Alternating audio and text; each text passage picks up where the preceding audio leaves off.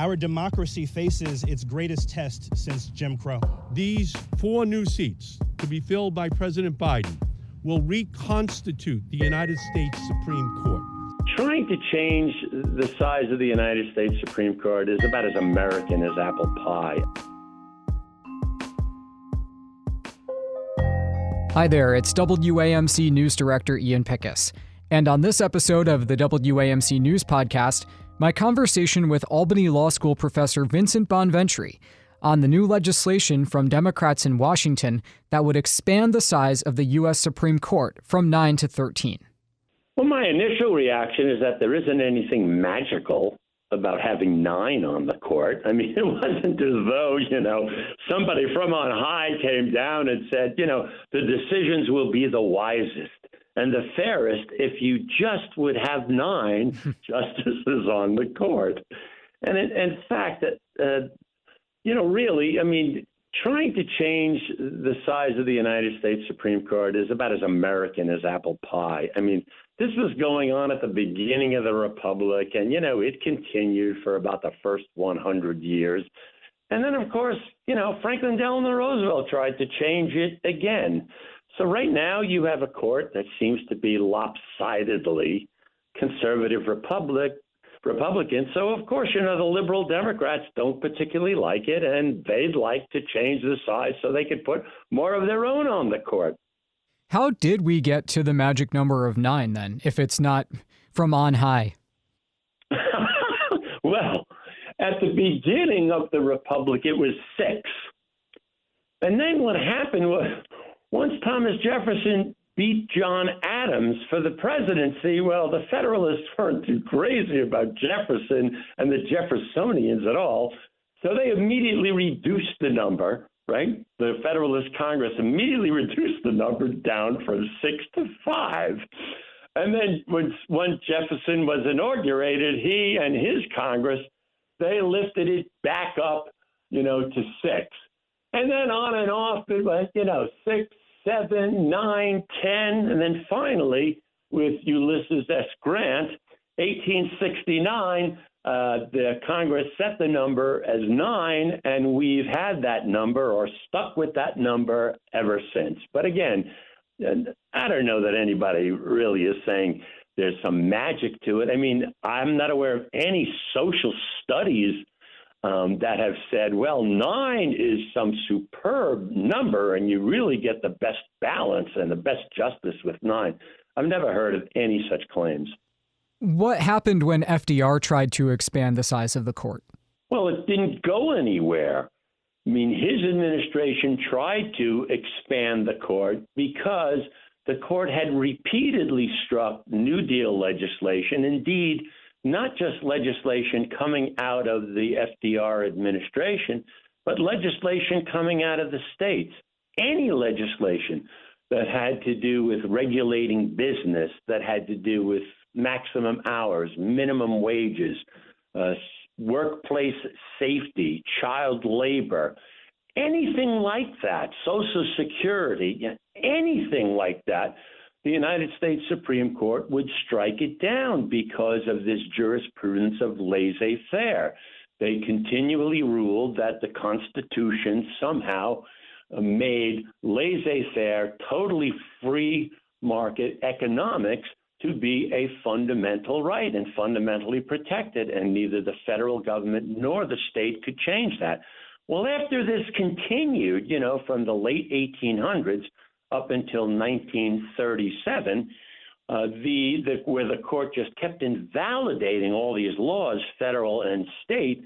During this time, Franklin Roosevelt got so frustrated, right? The Democrats got so frustrated.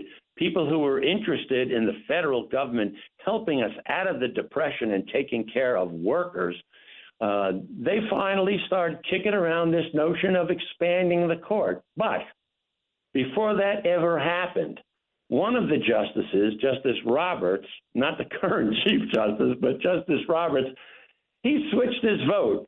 And all of a sudden, he started voting with the more liberal members of the court who were then the judicial restraintists because they were upholding what Congress and the states would do, he started voting with them to start upholding these maximum hour, minimum wage, worker safety rules.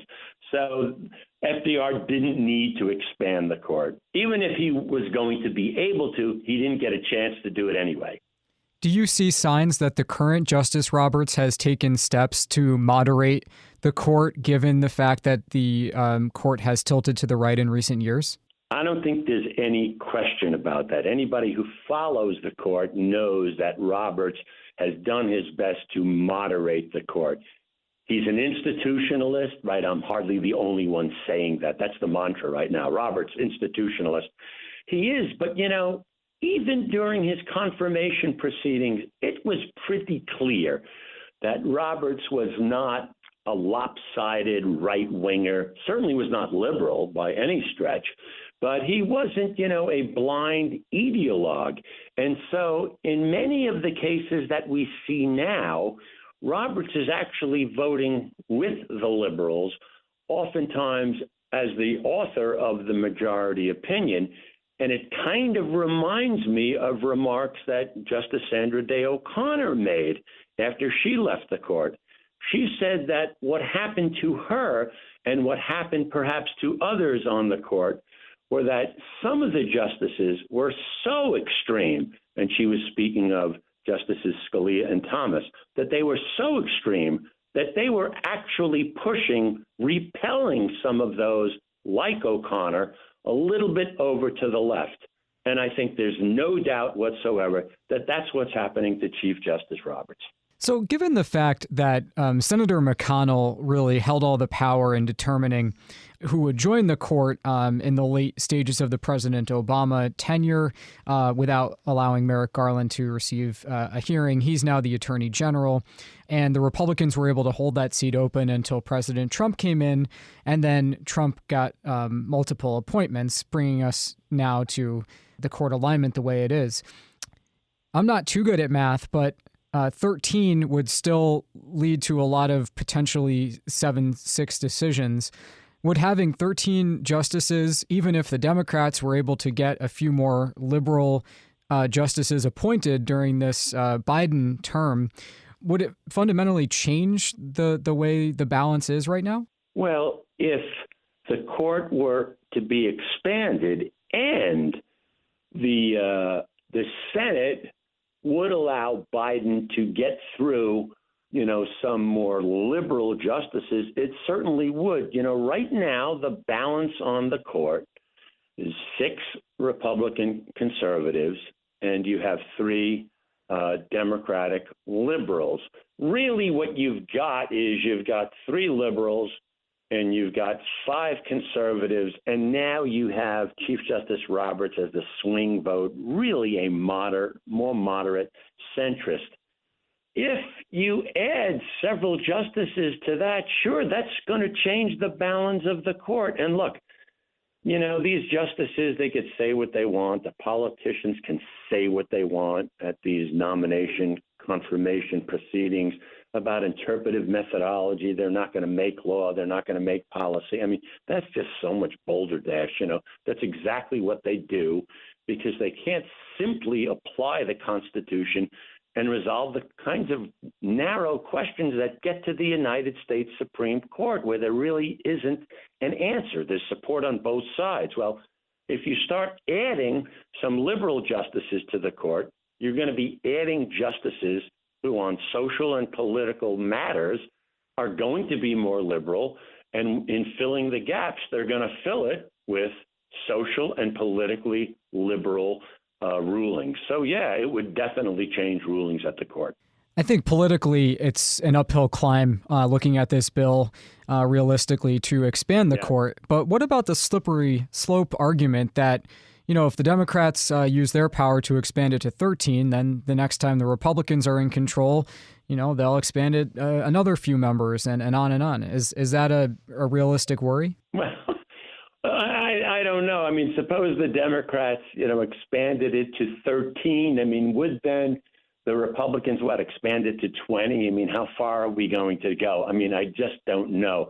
how far, the Senate, whether it's liberals or conservatives, Democrats or Republicans, how much they would tolerate with manipulating the size and the membership of the court. I don't think that's terribly realistic. I think what is realistic is that the Democrats think it was entirely illegitimate, or at the very least, terribly unseemly for the Republicans to do what they did with Obama's nomination of Merrick Garland. And so they consider at least Justice Gorsuch to be an illegitimate nomination and appointment to the court. Now, having said that, it was certainly within the constitutional authority of the Republicans not to hold a confirmation proceeding with regard to Merrick Garland. But, they didn't even hold a hearing or have a vote. So you can imagine the Democrats are really disgusted by that. And so I think there's an awful lot of pressure on the Democratic leadership to respond to that, even if it's somehow in kind. And maybe the only in kind they can get right now is to expand the power of the court, the size of the court. Let me just ask you one more thing. Another reform Sure. that's been talked about in terms of the Supreme Court is not the number of justices, but the lifetime appointment. It's as we are accustomed to now, it's a morbid guessing game about when someone in their 70s or 80s might retire or might die, and that's the only opening. Do you think there's merit to the idea of maybe capping the age of judges? Obviously, we've got that in state courts and other courts. Well, I don't know about capping the age. In New York, on our highest court, the age is 70, which I'll tell you is totally moronic. Most of these judges that have been forced to retire because they turned 70, they're actually reaching their stride. They're at their peak at that point in responding to really fundamental questions about a free society, about rights and responsibilities. So I don't think the age, but I think that it would be perfectly fine, and it's certainly an improvement, to have a cap on the term. There have been some very serious proposals to limit the term of Supreme Court justices to 18 years and to ensure that there are 2 vacancies for every presidential term, so that every president or presidential term would have the opportunity to fill 2 vacancies on the court. And this way, we wouldn't have to worry about, somebody like, President Trump, or, if you're a Republican, somebody like Obama, putting somebody on the court who's very, very young, and they're going to be there for 30 or 40 years. Amy Coney Barrett is 49 years of age. That means she can be expected, if she remains on the court for the average age of the justices when they retire, she's going to be on the court for, that's 49, that's 50, that's over 30 years, over 30 years. Is anybody really saying that at the beginning of this republic, the framers are thinking to themselves, oh, yeah, we want them on forever? Well, I don't think that's the case. I think what they wanted was immunity of these justices so that they wouldn't have to be accountable to the pressures of an emotional public. The Supreme Court really was a check on a democracy to make sure that the justices didn't have to worry that they were going to be removed from office because they voted their consciences, they voted the way the law required, and that happened to be unpopular. You could do the exact same thing by having a fixed term of 18 years or whatever, a fixed term, and saying the same thing. The justice gets to remain in that fixed term during good behavior. Same thing. Albany Law School's Vincent Bonventre talking about the U.S. Supreme Court. Always a pleasure to pick your brain about these issues. Thank you so much for taking this time. Always great to be with you, Ian. All right, that does it for this episode of the WAMC News Podcast. Thanks so much for listening. Until next time, I'm Ian Pickus.